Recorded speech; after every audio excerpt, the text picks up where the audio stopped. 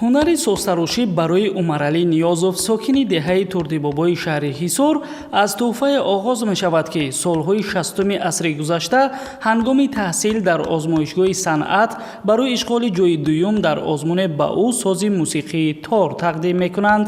Вақте сози мусиқӣ корношоям мешавад, худаш онро таъмир мекунад ва аз маҳсули дасташ ифтихор намуда, ҳамин тавр ба сохтани асбобҳои мусиқӣ шавқу завқаш бештар мешавад.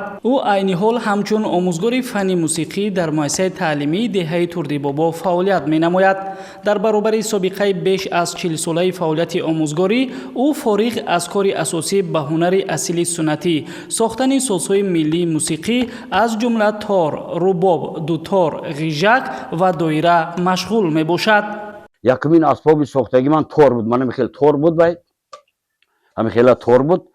Акун вай торе ки ман азиз шаклаш тори кӯҳнаи худам дар нигаҳ карда сохтам. Як чанд ҷоҳош нофаҳмо буд, гӯшак надошт.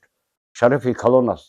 Бо як аз тарошидани асбобҳои мусиқӣ то дараҷаи ҳунармандӣ сол шудан. Бо гузашти солҳо ва пайдо кардани таҷрибаи хуби созтарошӣ дар чандин озмуну фестивалҳои сатҳи ҷумҳуриявию байналмилалӣ иштирок намуда, соҳиби мартабаи хос гардидааст.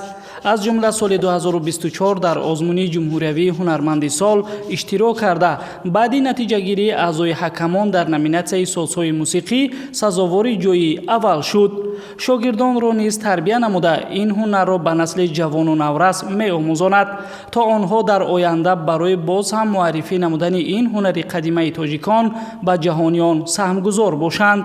Чун омӯзгори фанни мусиқӣ аст, ҳунари созтароширо бо ҳам тавъам гардонида, навозиш ва сурудхонӣ ҳам мекунад ва бо ин ҳунари волояш ба дили шунавандаю бинанда шодиву сурур мебахшад. Ба созҳои мусиқии омоданамудаи Умаралӣ Ниёзов ҳатто берун аз кишвар таваҷҷӯҳ зоҳир мекунанд ва санъаткорон аз маҳсули дасти ин ҳунарманд истифода мебаранд.